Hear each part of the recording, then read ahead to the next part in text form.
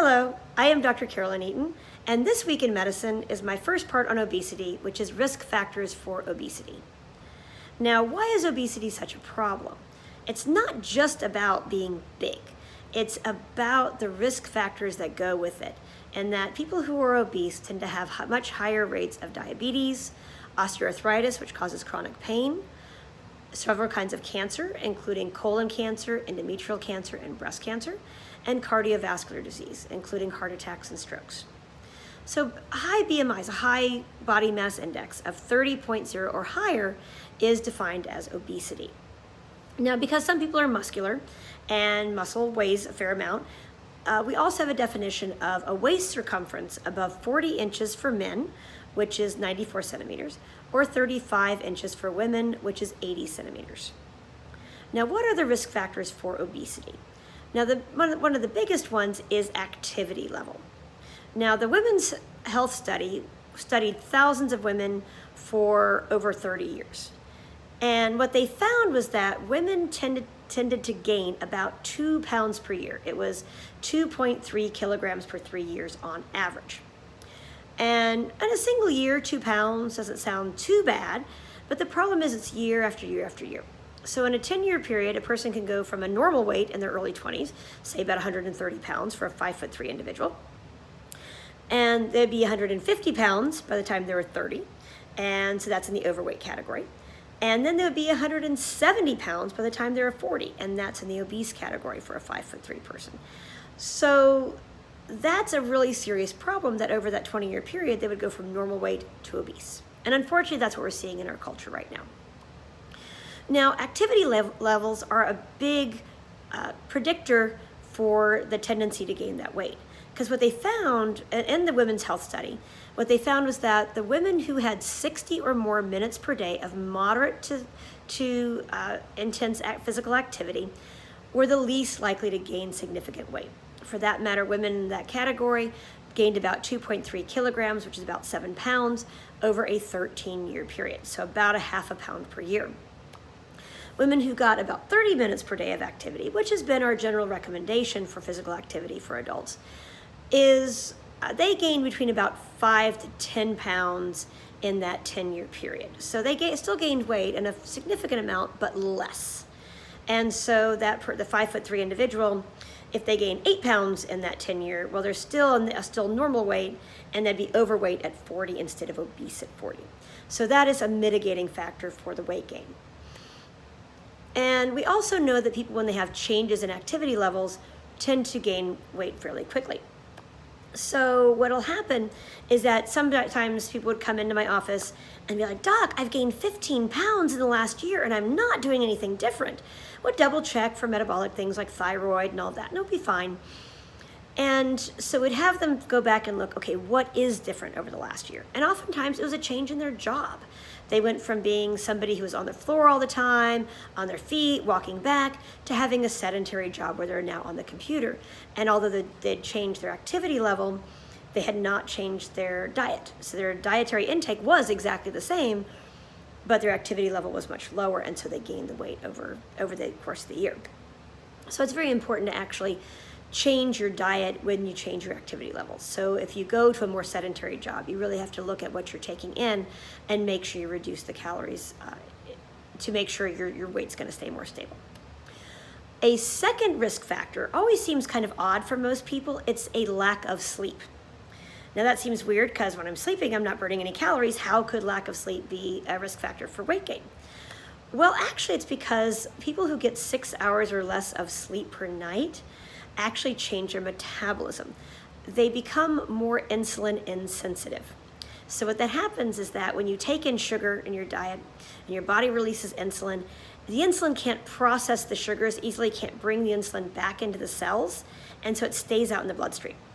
Now, excess insulin is a growth-like hormone and therefore stimulates you to actually eat more.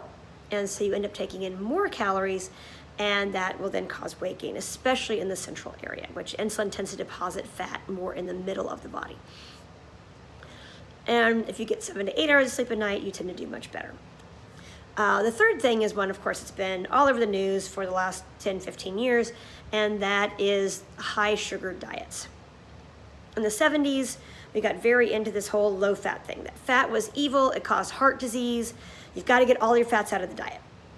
Well, some fats are bad, trans fats specifically, which you're going to find in fattier meats, bacon, things like that. But a lot of fats are really healthy, and avocados and nuts, and a lot of and what's the fats that are going to be found in fish, omega-3 fatty acids.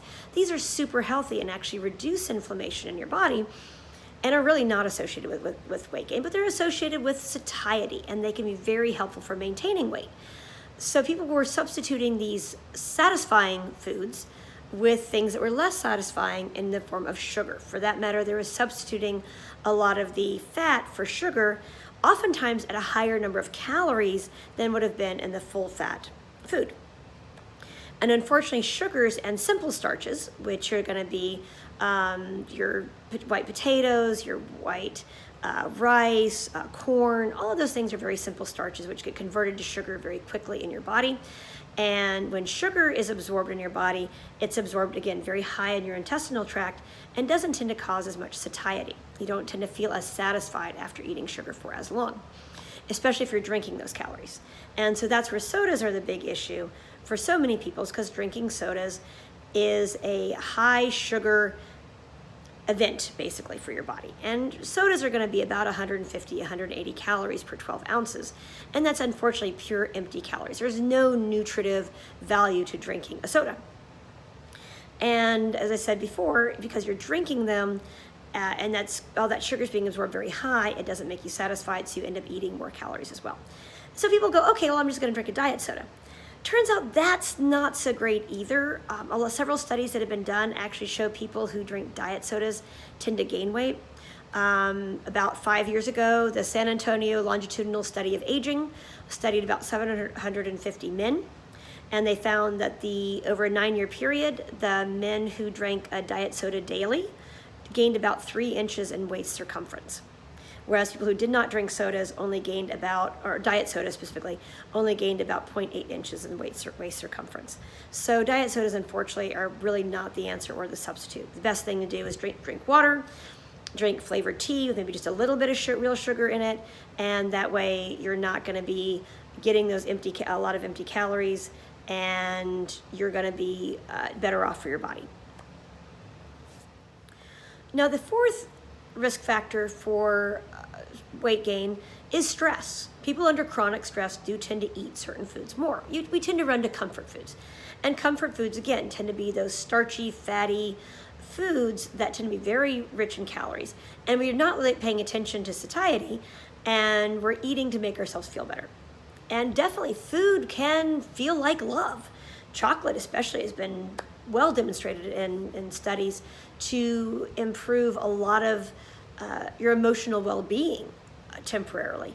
And foods can do that, especially, as I said, we all have culturally those foods that are rich in starch, and typically some kind of starch, and cheese and salt are almost always the combination that goes into comfort foods.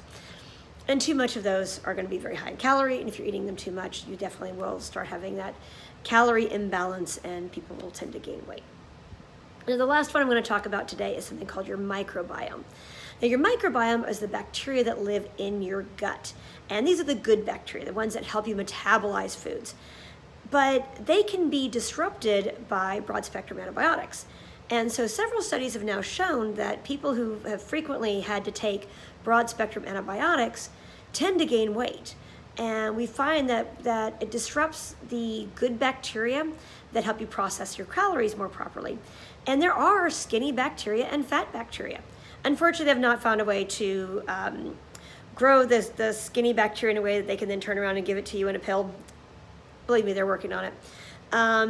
That's going to be, for whatever company comes up with it, that's going to be a multi-bajillion-dollar drug. But the skinny bacteria do get killed off by these broad-spectrum antibiotics. And so that tends to leave you with some bacteria that process calories in a different way and are more prone to being able to absorb those calories. And so you get more in than you should. And interestingly enough, another part that kind of goes to the microbiome is that your taste receptors on your tongue are actually found throughout your intestinal tract. Now, it's not like your colon actually tastes something sweet or tastes something umami. It's that your intestinal monitors are able to track calories, basically.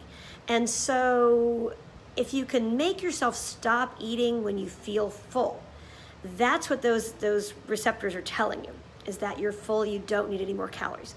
And that's one of the ways you can modify your calorie intake with activity levels, is simply be very aware of when you feel full. So eat more slowly, and also eat foods that are rich in fiber, like lots of vegetables. Doctors are always pushing vegetables because they're very good for you. But they also make you feel more full, and they take a little bit longer to process. And so it also makes your rest of your body more aware and catch up with what you've just eaten. And so that way you can get a better idea of your calorie intake. So that was part 1. We're going to do part 2 will be in about 2 weeks, because next week I'm going to talk about COVID treatments. We have some really good news on that. I'm sure you've been watching that. And we're going to talk about COVID treatments next week. Thank you for your time, and have a wonderful week. Stay safe, stay healthy.